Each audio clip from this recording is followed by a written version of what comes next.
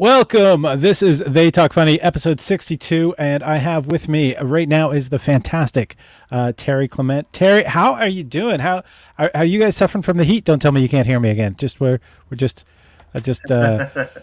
Terry is also one of the type of comedians that it's you never know if he's fucking with you or not. Yes, no, it's very, very, very hot here in Brampton. Brampton, I Ontario. live in Brampton. So, all right. The drones will now know where to find you. It's you are I mean you did the psychedelic comedy tour. You are one of the most adventurous and original writers in comedy in Canada. I would say ever. I mean, you've described, not just you've described, other people have described your shows as horror, as in surreal, absurd. You've done like the South African comedy festivals. You've played in London. You've done the Edinburgh Fringe Festival. You've played pretty much across the country, and you were a musician beforehand. You're very you punk rock. You are still punk rock. You're just punk rock of comedy. That is my interpretation of your style. You put more thought into 5 minutes than I've seen some comedians put into a 45-minute headlining set.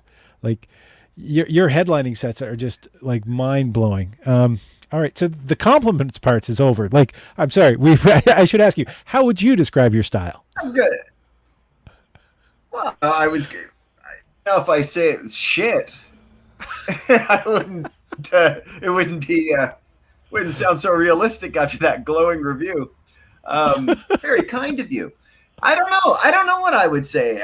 With that's one of those things about my act. Sometimes it's stages, so I've had kind of like different definitions for it over time. But ultimately, I just try to do what I want to do, which is a lot of different. Unfortunately, a lot of things. I'm gonna narrow things down a little bit more, so it's not so confusing. But I would define what I do as kind of confusing. Kind of confusing. I should have asked because you do. There's been on some of your shows. There's been some amazing technical tricks when you're working with like video screens on the side and the amazing timing that you have for a lot of things. Now, obviously, you're a musician as well because you come from punk. But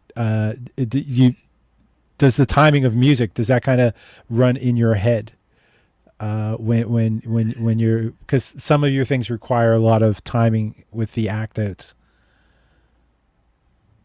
Yeah, but I mean, yes, okay. There's a Cheech and Chong, I was going to say, but it's not Cheech and Chong. It's actually Bob and Doug McKenzie. Bob and Doug McKenzie made this album back in, God, the 80s. And it had a thing on it called "You Are Our Guest." I don't know if you know about this, but I have it on listen to vinyl this somewhere. Yeah. So if you actually listen to it, there's like in the sleeve, there's all these like answers. So they ask you questions and you answer, and then it goes in time with that thing. Apparently, they stole that from some other record from Germany or whatever. But when I heard it as a kid, I was always amazed at it. And I started doing stuff like that in like school projects where I'd interact with tapes and have it go in time because I didn't find it that hard to do. And that's the thing. It looks way harder than it really is. Once you kind of know what is going to go on, the time it gets really weird is if somebody heckles you or whatever. And then if you're going in time with a recording, it's kind of, or you're doomed. Sometimes you're just doomed. Can I release like a little bit of the magic of that? Just a touch, or should we keep that secret for anyone that might see? Okay. One of the things that Terry has done is he performs with a big screen beside him that's showing him performing, but then at some point, the person on screen is continuing and you start hearing the inner monologue of Terry, as he'll eventually crawl into a fetal ball on the stage, but the comedian on the screen, the Terry on the screen, continues. It's brilliant. Sometimes, It's yes, surreal there's to a watch. Yeah, that's an example. yeah. I guess there's lots of different tricks. I mean, that's the one of the things I was trying to do was come up with, different jokes for different joke mechanisms.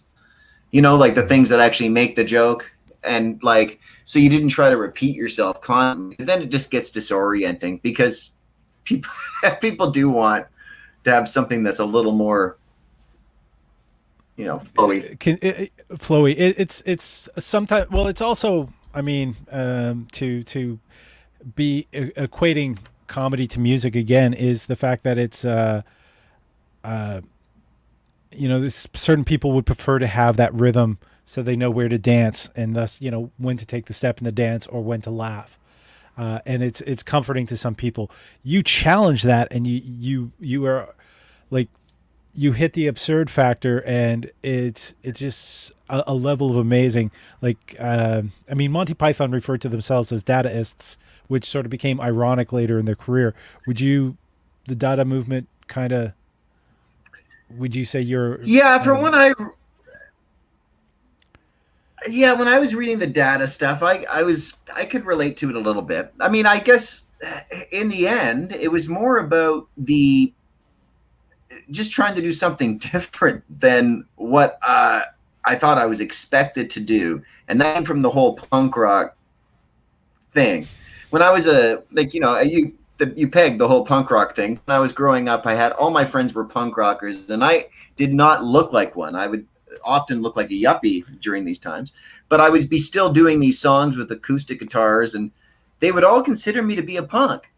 And so I've just always felt that was the thing, the prevailing, like, comedy was like the punk rock of spoken, or whatever you want to call it. And I liked doing that, but I don't really know. I put a lot of thought into it at all, actually, about, well, what am I trying to do? Or, I'll get influenced by stuff for a while. I'll see something like, I'll watch a bunch of shit on, like, Matisse or something like that. Even somebody, Picasso or whatever. And then I'll start sneaking ideas into what I'm doing from that, try not to thieve from things so obviously. Well, all right. This is probably, that's a great answer to lead into this question. By the way, we have some people watching. Hello, welcome to the show. If you have a question for comedian Terry Clement, please just add it in. The normal format is I ask you about your style, then I ask you about your influences, and then we get into like your writing techniques before we start talking about everything that's happened in the past year. Sure. Who would be your influences? Because you seem to draw from all over. You've got theater, you've got punk, yeah. You've got. So who would you consider to be your influences? Okay. Peter Cook is a comedian from England, and he did all this great stuff. He did a bunch of surrealist stuff and a bunch of real nasty stuff and a bunch of satire stuff. And all of it was really, really good. And for me, he's like the top guy. So I was always watching him. And then growing up, I had idols like Sam Kinison and Eddie Murphy. Those were like my people that I loved. But then I would also like the Smothers Brothers and like everything. I was just didn't really have a thing where I would go, wow, this sucks. This kind of comedy sucks or whatever. And like prop stuff, I would start doing prop stuff just to annoy sometimes other comics that I had on the show that didn't like props. Yeah, I was just like, okay, now I'm going to come in and do a prop set just to watch this guy squirm. And so it was things like that I just didn't get.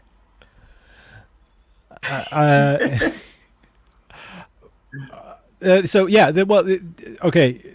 I don't think the Smothers Brothers don't fit with Eddie Murphy and Sam Kinison to me, because they were very subversive. That's the word I'm looking for. They were very subversive, and I really think that was Yes. a huge part of who they were as performers. And I think what you do is very subversive as well, because you are challenging people's assumptions of thought, assumptions of reality to a point. Like that video screen trick, just it's like I began to wonder if I was having like some kind of acid flashback just watching you on stage. Just go, I don't understand what's happening. We've got a comment from Wayne White. With comedy being your main focus, would you consider music to be a secondary art? That's Yeah. Wayne's Yeah. comment. It kind of went the opposite. It's still music, but singing songs, and I was open for punk bands and doing all that, and then I just kind of got into the open mic scene, and then very quickly, like with you wouldn't have believed, you know, I'm not going to get into it, but the luck that I had, it was just ridiculous. I would do I would show up, my first amateur night, and then they'd put me on weekends, and I'd go and this was just happening everywhere. Like where was your first club? Like in the first three. So okay, in Toronto, there's a place called Einstein's, open mic place. Yes. Yeah. Ran by Ari Cazell at the time, and so I go see him. He puts me on every week, and then Ari goes, "I'll give you the Yuk Yuks and their competition, Comedy Wood, for amateur night." So Comedy Wood puts me on. First I do, they put me on weekends. So then I go to Yuk Yuks. One of my friends, JT Huntley, I don't know if you remember JT. JT was a friend of mine. He died a little while ago. Yeah, he was a great guy. He introduced me to Jack Norman, who ran amateur night in Toronto. Jack, he put me on. He goes, "Hey, this is great. I'll put..." Yeah, the old one. Yeah. And so then he goes, I'll put you on every week till Mark Breslin sees you.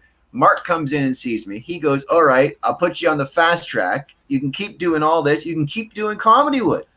So now I'm playing like everywhere. You know, I'm still not getting any money, but I got all this stage time that you just, you know, you'd never get. And I knew, and the funny part was I didn't take it for granted. I knew it was just like, people love being there in the right time when I did well at the right time, because I could bomb out just as easily as I could have done well. They just happened to see the right set. It was just beautiful. And that's how it all went out and started out. And then I got out doing punk shows and right into comedy clubs as a result. That's one of the stories I heard about you is like, because you were in a serious punk band, but you would actually change your clothes and wear a mask to open for your own band. Is that true? Yes. So yeah, so what I would do is I would come in dressed up completely different. I had a mask, the whole bit. And so I changed my socks and everything. And then I would do the set, and then I would leave, and I'd go change everything in my car, and then come back in and act like I was. And you know, the idea was actually, here's the funny part. My best friend at the time, the plan was that he could sing like me, like he could imitate me. So the plan was that we were going to keep doing this, and everybody knew I was this. The name of the character was Harry Silo, the other thing that I was doing with my other solo guitar act. So everybody knew I was Harry Silo, or so they thought. And then what would happen is I would wait until there was like a good show where there was enough people there, and then I would come back. So it would have been Ivan that would have been Harry Silo for that show. So we would have done a Tony Cliff thing, basically, where he would have been Bob Zamuda to Mike Hoffman in this case, where I would have switched the character over to him. But we didn't know about any of that, like Mike Hoffman's Zamuda stuff. But yeah, we almost pulled off the same gag, but with the Silo thing, with punk rockers though. All right, what was the name of your band? Did you get any recordings out, or? Oh, terrible. We had Worker 32, had horrible names.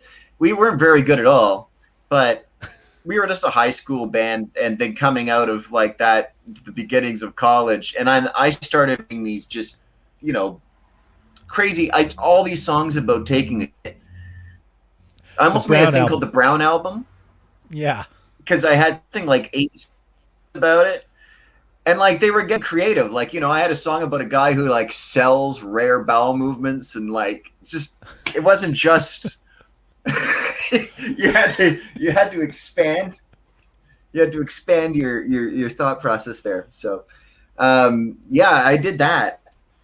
And moved away from the punk rock stuff because it became the thing that I getting callbacks. I could put a tape into places in Toronto. This is what was hilarious. There's all these like punk rock places and heavy metal bars, and I'd put my tape in, and then they'd actually call me in, I think just to see what I was doing. And they'd keep booking. Crazy. That's yeah. You now. What was the last lineup for the psychedelic tour? Because you toured with other comedians who were like-minded, or yes, the actual real psychedelic tour. The only one that would really count would be John Steinberg and Ben Miner. And oh boy, man, like to do that show, it was all scripted. The entire show was scripted. And I had to try to figure out how to do video in some of the really primitive Yuk Yuk's clubs. Some of them, was bad. So there would literally I had Ben Miner sitting at the stage with a script and like a DVD player that would show the projections. I had Cheryl on sound in another section, and I had John in another section on lights, all with flashlights, trying to hit my cues for me. And then at the end of the show, I got murdered, and there was a funeral, and then John and Ben have to come back on stage, and we did this big theatrical ending. That was the best one that I probably did a solo tour. It wasn't a solo tour because it was all of us. Lynn Alex says that sounds like a rarity, and I that I want. So thank you, Lynn, for tuning in. By the way, happy birthday to Lynn Alex. She had her birthday last week. I didn't get a chance to wish her happy birthday on air. So welcome back, Lynn. By the way, it's if you want more of Terry, he has his website, which is updated sporadically, but he's also on Instagram, especially if you like dog pictures. It's there.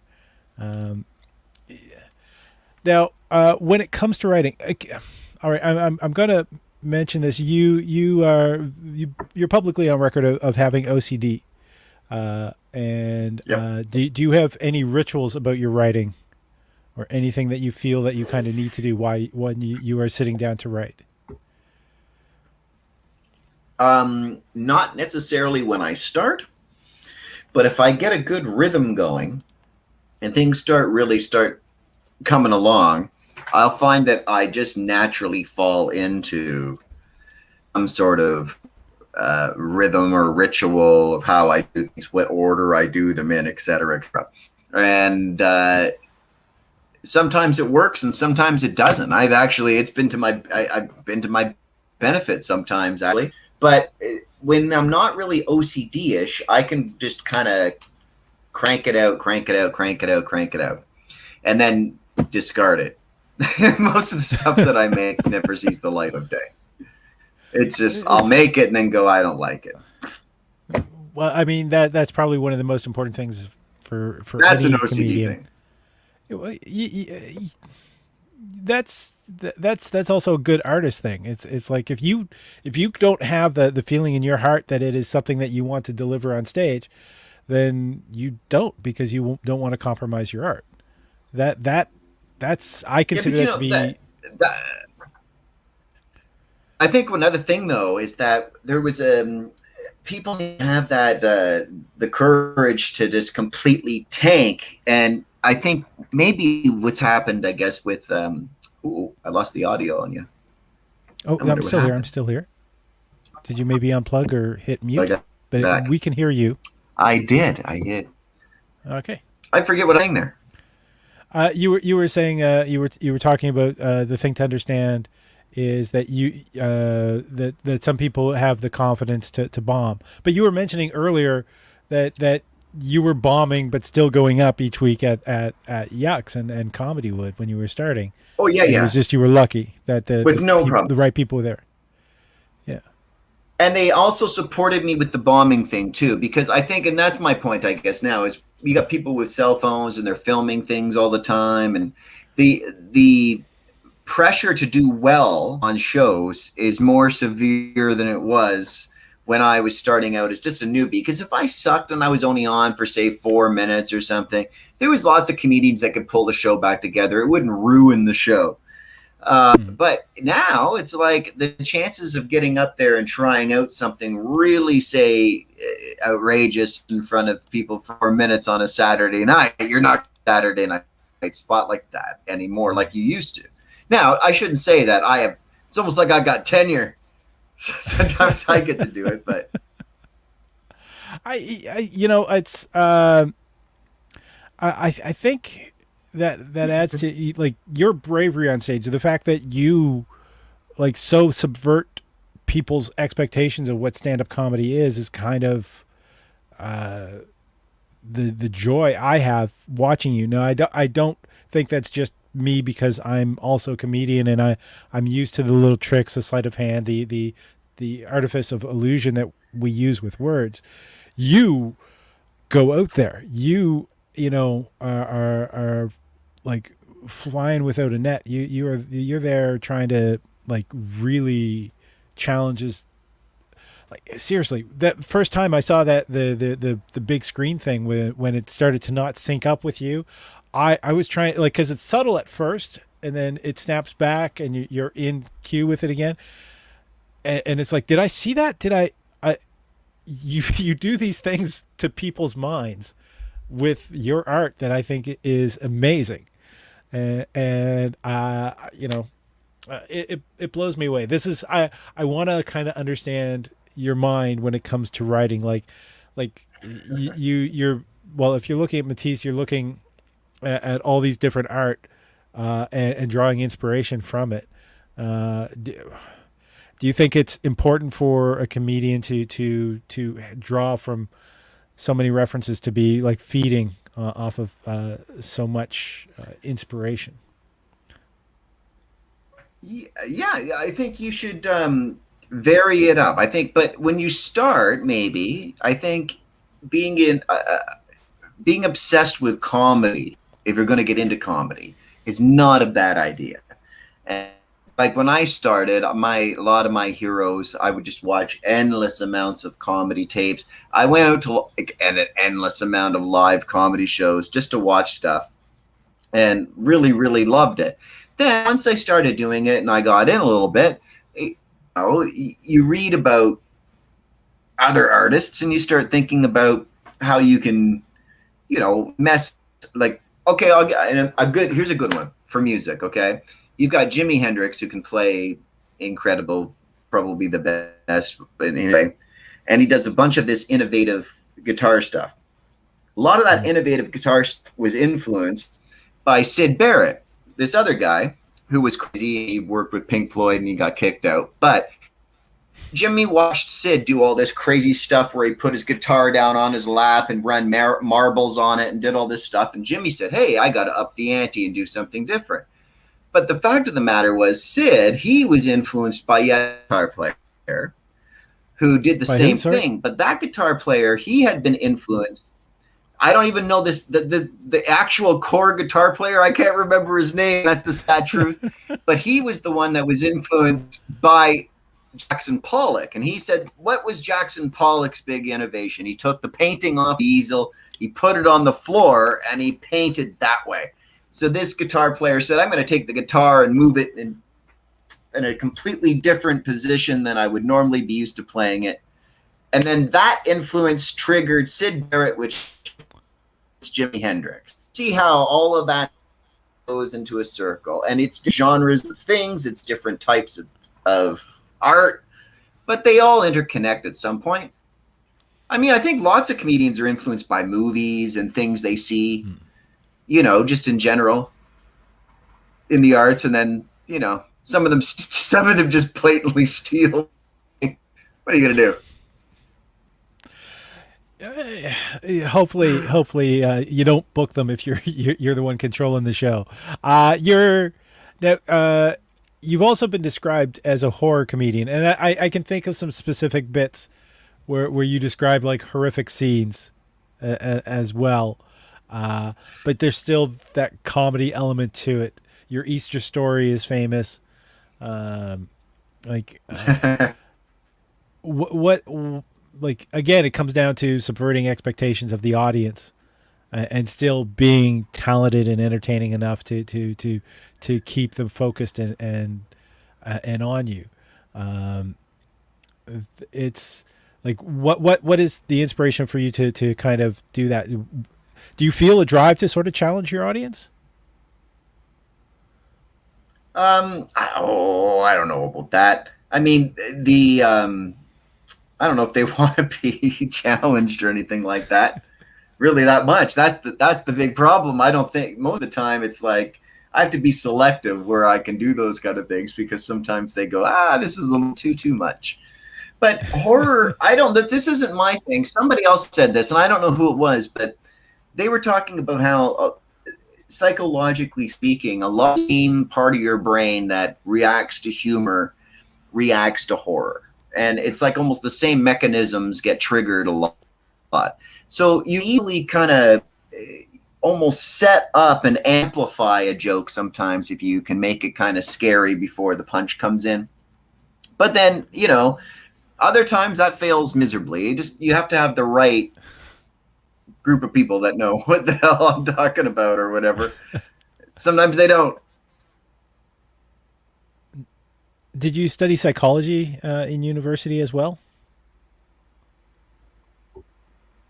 I didn't go to school at all. Oh, okay, all right. Well, I dropped you out of mentioned college college. earlier. Okay, Yeah, I and went to college for radio and I dropped out. Oh yeah, I'm a uh, moron. There's no, I have all these, you wouldn't, Paul, in all honesty, I have friends that become brain doctors and surgeons and all these. I was the dumbest person in my friend group by a sizable margin, but I was creative. And so I got away with, I kind of got accepted in that way. But otherwise, I would have been just cast aside as, look at this moron. Wow. you do not come across as a moron. Your comedy doesn't come across as moronic.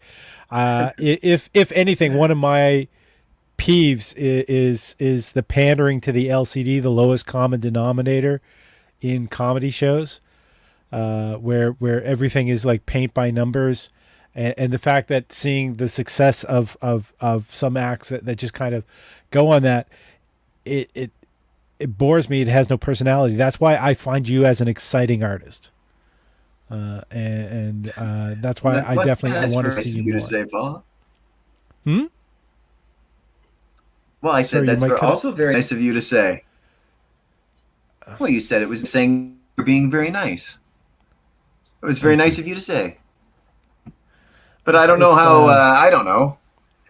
There's lots of. Here's the thing. I mean, I don't know. I mean, daring and all this, and I've done that, but I don't know really how daring.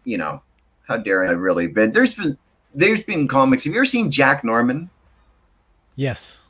in Toronto? Yeah. No. I Like lived in that Toronto. guy. Yeah. Well, there was different Jacks, I guess, over the years. But when I started, oh my God, that guy was like the bravest and best comic I have still ever seen anywhere. And that was the guy. I was just like, wow. Now I can. It's not like I imitated him. I can do shows with that guy, no problem. We've done many, many, many shows together. But it was just wow. Talk about the guy who set my wheels Hmm. going forward. I look at him as like I go, that's a brave comic.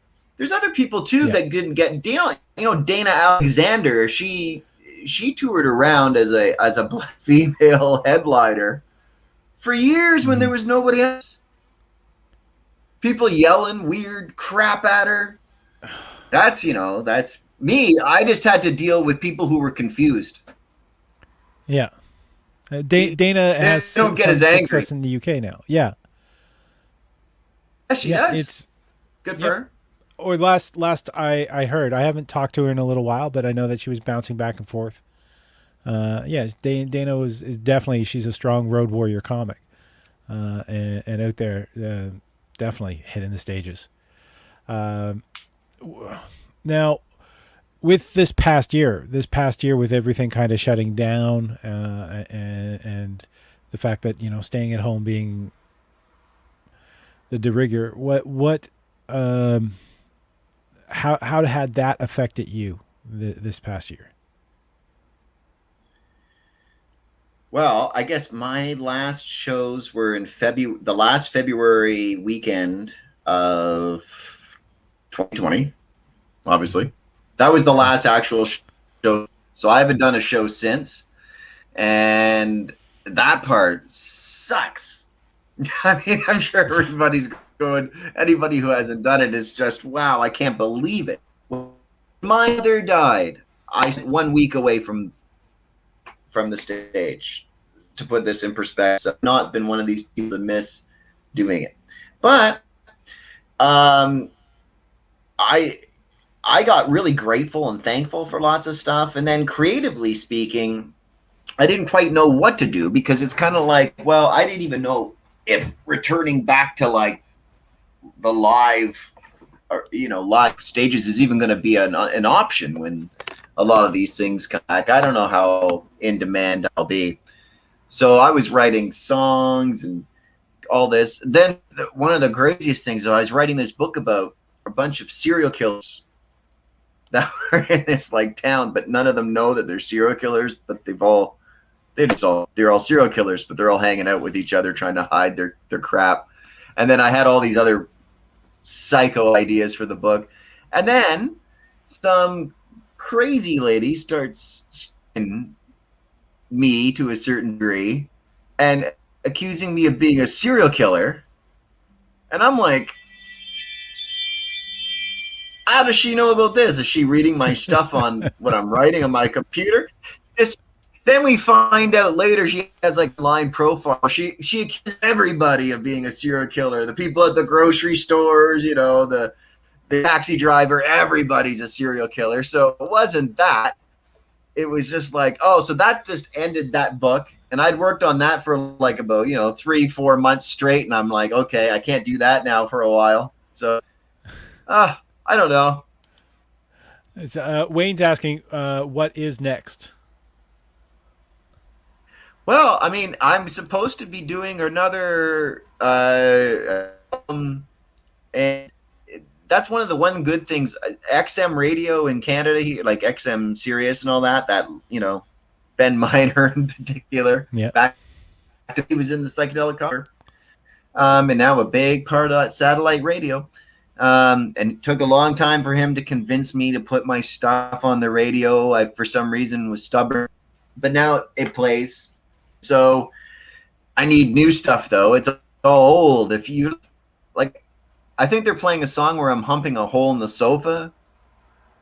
I think that's one of the songs that's still playing. It's that a lot. I'm like, well, all right. People still like it. But the new ones are kind of. I made this song that was really mean called 2020 Go Fuck Yourself, and it was just about like anti-maskers and all the stuff that was really really pissing me. And I actually finished writing it on December 31st. I dated it, and since then I haven't written another lyric. So, but I've got like 16 songs, 17 songs ready to go if I actually just get the chance figure out how to piece words together again. You've got Lynn in tears laughing already, so she'll be chomping on the bit for the new album for sure. What's your so have you started approaching people about like booking live shows again? When do you think that you'll be able to be doing live shows? You've got your vaccine or no? Yeah, I'm double vaccinated now, but for me the problem is that I take a drug for my arthritis, and compromises my immune system. So Right. I'm on that weird fence where they don't quite know how I can mingle inside, even with like, and I don't want to go in with a mask and all this if I'm fully vaccinated and I'm healthy enough to. I have to talk to my doctor and see when. So I'm on the, like, when it comes to places like Yuk Yuk, I'm on the no book list right now, just because I don't know what the hell I'm gonna be able. I had to cancel a show that they booked on Halloween because my doctor was just like, "Don't do it." My immune system is kind of weird. So that's the thing. It's all up in the air. If all of a sudden they tell me I can do it, I'll be back right away, back quickly. Boom. And I don't know who will book me. That's the other thing too, Paul. When you book, because you've seen it, my act's weird. So Yeah. I'm not the first guy you book in when you are reopening a club or something. You might want to book in a few more mainstream people for the first month or get people used to it again, and then throw me back into the mix like a hand grenade. Dear Clement, the chiming hand grenade of the future. There is. Now, what do you think about the potential for social change that we've had over the past year with the defund the police movement, with Black Lives Matter, with what's being unveiled here in Canada regarding the residential schools, which really wasn't a secret. We all kind of knew. What do you think that? Do you think we're going to have some permanent social change, or do you think it's going to, once people realize that they can drink on the beach again en masse, it's going to just be forgotten? Yeah, you always worry that it's just going to end up being a news cycle, and that's the worst part of that kind of scenario. I'll tell you, the only thing that made me a little nervous when Black Lives Matters happened, it was right at the time when they were telling everybody, don't go outside, everything's really contagious and you're going to get it. And then all of these are in the streets. And all I kept thinking to myself is, okay, either it's not as contagious as they're saying it is outside, or they're just letting these people do this. And who knows how many people are going to get sick here. It was almost like a guinea pig thing. And I was just like, that almost seemed more racist. I got this feeling of like, oh God, they're even willing to guinea pig the pesters even. But it worked. That's the thing about that one. It really worked. You can see where people now are relative. This is I always judge elderly relatives. If they start talking about something, like, when George Floyd got beat up and killed, like, I have a bunch of elderly relatives that were just like, could you believe what you saw? Blah, blah, blah, blah, blah. And I was always on the thing of they may have had some kind of racist kind of thing in the back of their head. I was being ageist probably. But it turns out not so much. It's like it's breaking through. People are realizing that this crap, when it comes to the residential school system stuff, here in Brampton, they didn't teach us anything.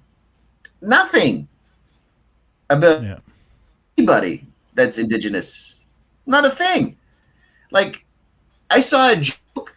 Somebody made a meme where they said basically the only time they kind of in studies is when they put on the Lone Ranger. And it was literally like that here. I can't remember anything. I remember painting a fish that was supposed to be painted in a style of an Indigenous style, like nothing, no education, no nothing. Black education's thing, no black education when I was growing up here. So, and my neighborhood is almost now like 80% East Indian people. It's very, very Little Punjab, they call it, and so the demographic has completely changed in my area, and it's great here.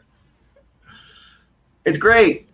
These people are fun. And then my Indian neighbors, they're protesting because in India, they have this farm situation where the government's doing all this crazy stuff to their crops and no one's listening. They're press isn't paying any attention. So then they do protests here, and then that gets attention back home.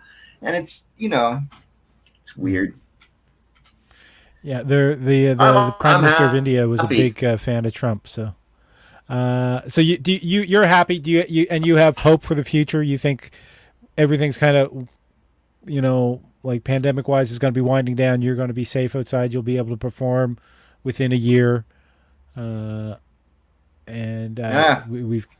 I don't know. I don't know. Do you have anything to be hopeful of? If I have. I said hopeful. You said cynical. I'm trying to think of what I'm hopeful for. No. I think we're in a good spot right now. So I'm hopeful that we're going to continue to gallop out of it, and that hopefully another variant of concern does not come out that evades vaccine and derails us and puts us back into this horrible position. That's my only thing. I always have this worry that we're watching a movie and right when they think they're at the end and they got it all figured out, some weird, not one more jump scare. It's another virus. And this time we attack your dick. And then, that's, awful. That's why the hand came up like this. Well, Terry, I want to thank you very much for being part of this. For anyone that wants to support the channel, there's the link tree running along the bottom. The first thing says buy me a drink. Anything that you want to donate to the show helps keep pay for this fantastic stuff to keep going. Lynn Alex says that they're excited for live comedy and bartenders again. So yeah, being able, I know here in Montreal, there's a show I produce is going to reopen July 21st at the Vaudeville Variety Show happening at the Wiggle Room, which is a combination of burlesque, comedy, and circus arts. Wayne is also hopeful and happy for the idea of shows happening again. My next because things are going to be reopening next week, the show's going to be happening 2 hours earlier. It's going to happen at 6:00, so I have time to actually make it to shows when they're live. And my guest next week is going to be Jim Madrinos, the author of Comedy Writing for Idiots. He's also one of the learning annex teacher in New York City. So looking forward to having him on the show as well. Terry, any final thoughts? As his camera froze? No. I think if you're a comedian, a young comedian out there, do your research, read your books, William Burroughs, those kind of things. Go beyond the box. Don't look at just the stuff that's popular, because yes, learn. Always learn. Always learn, and don't be afraid to share that learning with your audience. Yes, you'll find something. The internet is beautiful. It is. It's that's it. The tube to the world. It's anything you could ever want to research and anything you could ever want to see, you can find it there. So go have a look, and then go find it live when it's even better. Perfect. And I think we're going to take off at this time. We've been about 45 minutes, and I noticed that we're getting a lot of frozen frames from Terry. So rock on, everybody. My name is Paul Ash, and my guest today has been Terry Clement. His website is on the screen right now. Take care, and hit like and subscribe.